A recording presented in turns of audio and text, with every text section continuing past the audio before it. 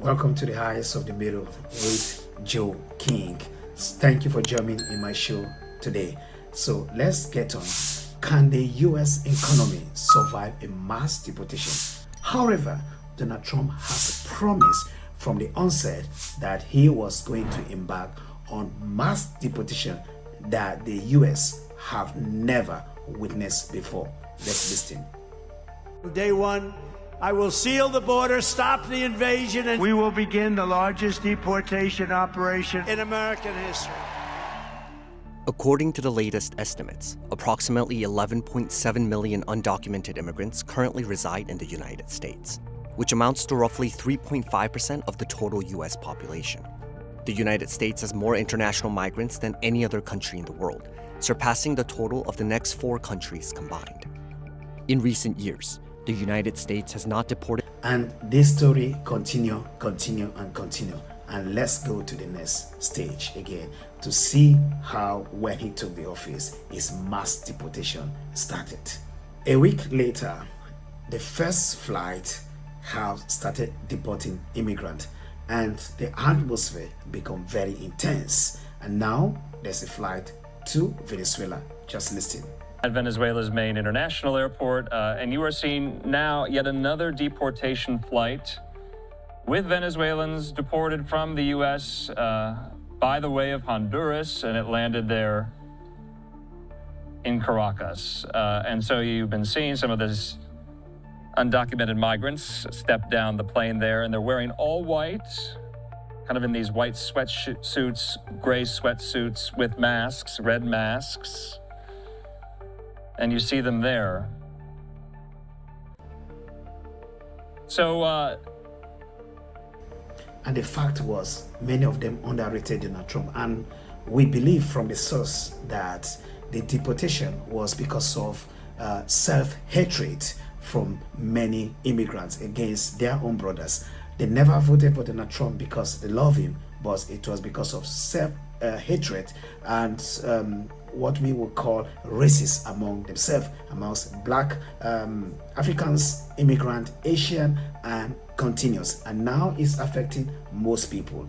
Look at them wearing white with a red mask being deported to Venezuela. So continue to watch.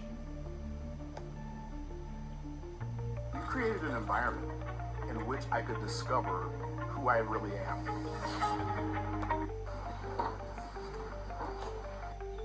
So, looks like the feed isn't the best. But this is the second time we have seen this in just a matter of weeks.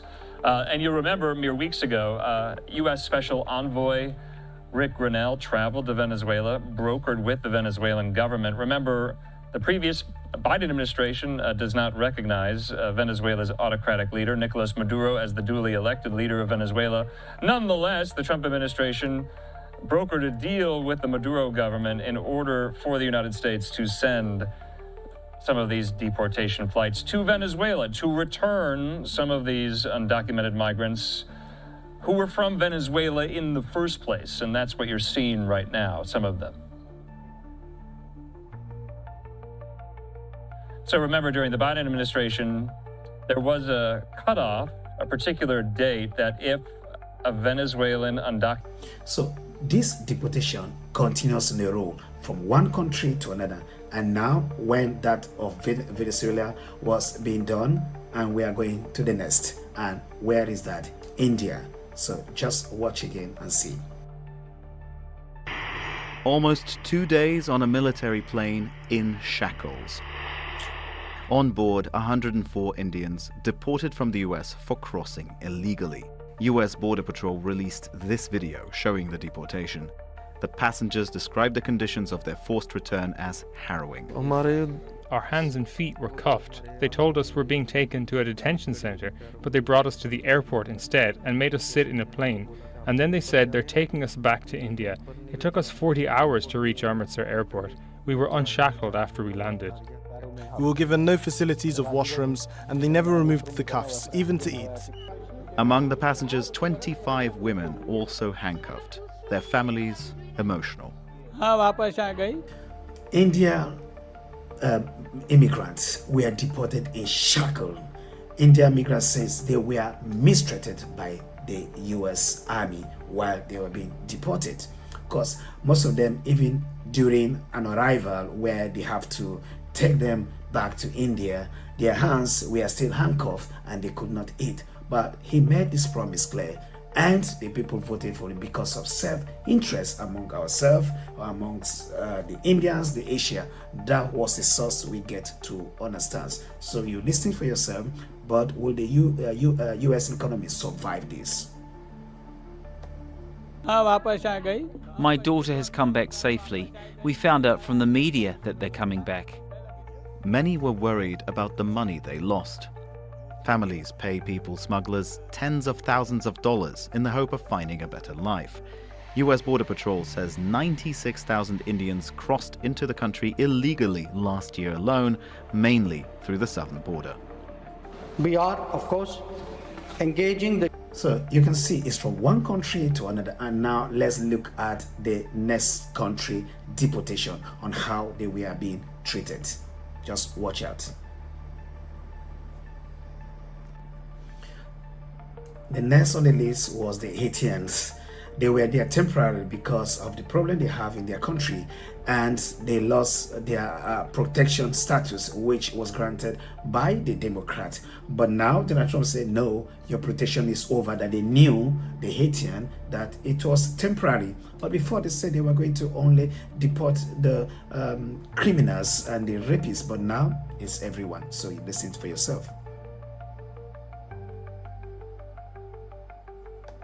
The Department of Homeland Security says about 57,000 Haitians registered for temporary protected status following a devastating 7.0 magnitude earthquake in 2010. That status was renewed under the Biden administration in 2021 amid civil unrest after the assassination of Haiti's president. This will have disastrous consequences for them. These are people that have been here, some since 2010. A lot of them have had U.S. citizen children here in the U.S. Under the Biden administration, Haiti's temporary protected status was extended through February 3rd, 2026, but protection from deportation and work permits are now set to end on August 3rd of this year. They knew what it was when they came here under temporary. It says right on it, temporary. So they knew it was temporary. And the temporary is over. Louis Murray, chairman of Bostonians Against Sanctuary Cities, is a... They said it was temporary, but the temporary is over. But for Donald Trump, everyone that was in the country illegal, despite the fact that the Haitians had problem because of the assassination of their president, they were there on a temporary protection. But at the end of the day, Donald Trump said, no, you have to leave. So that is it. The mass continue. Mass deportation continue. Let's look to the other countries.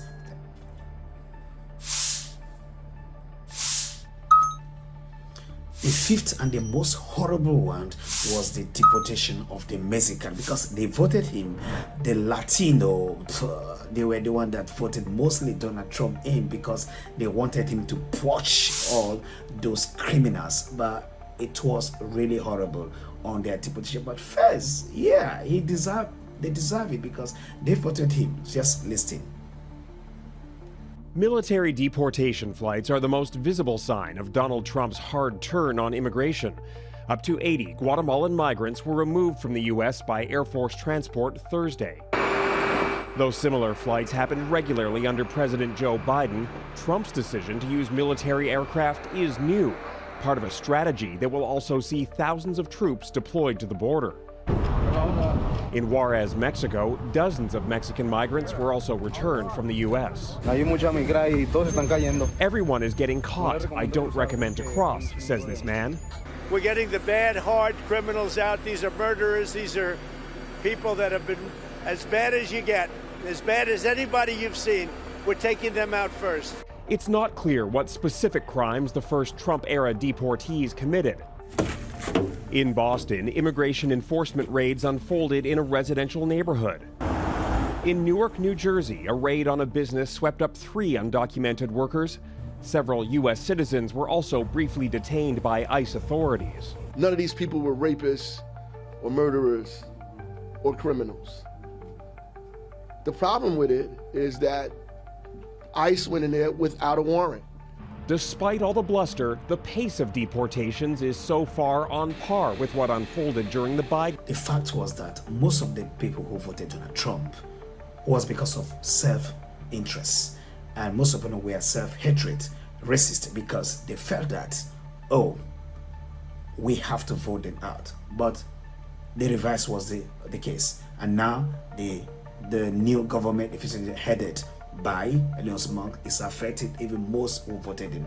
It was all about self-interest, but at the end of the day, they did not vote him because they like him, but because of self-hatred and racism among themselves, especially the Asians, the black Americans, and also the black immigrants, because of jealousy. Many reporters says that.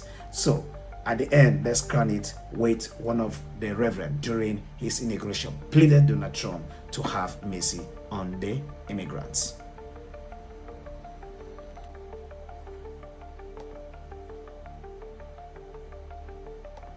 Let me make one final plea, Mr. President. Millions have put their trust in you. And as you told the nation yesterday, you have felt the providential hand of a loving God. In the name of our God, I ask you to have mercy upon the people in our country who are scared now.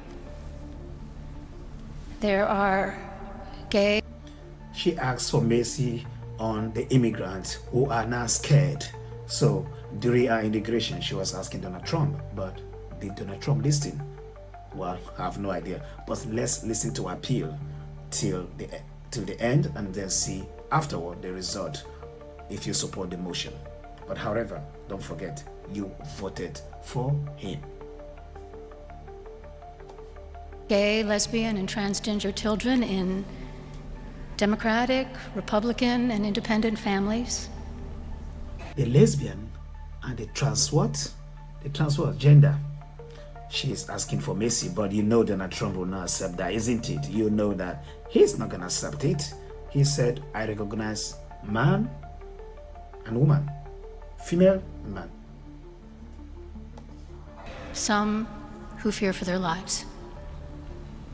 And the people who pick our crops and clean our office buildings, who labor in poultry farms and meat packing plants, who wash the dishes. The people who labor in our crop, who are these? These are the immigrants. And that was the question I asked you.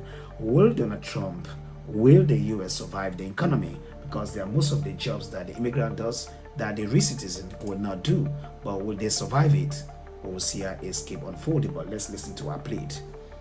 Wash the dishes after we eat in restaurants and work the night shifts in hospitals. They may not be citizens or have the proper documentation. She may declare they are not citizens or they have the proper documentation, but they work after you come to eat in restaurants you live. They will work all night to make it clean for you, because other nationalities will not do that. Will not go to the restaurant to wash the plate and clean up the whole place, but they will do it. And that's the reason why I asked, will they survive? But don't forget, you voted him, the Latino, the Asians, the black American, the Africans, where you voted for him, but why are you crying?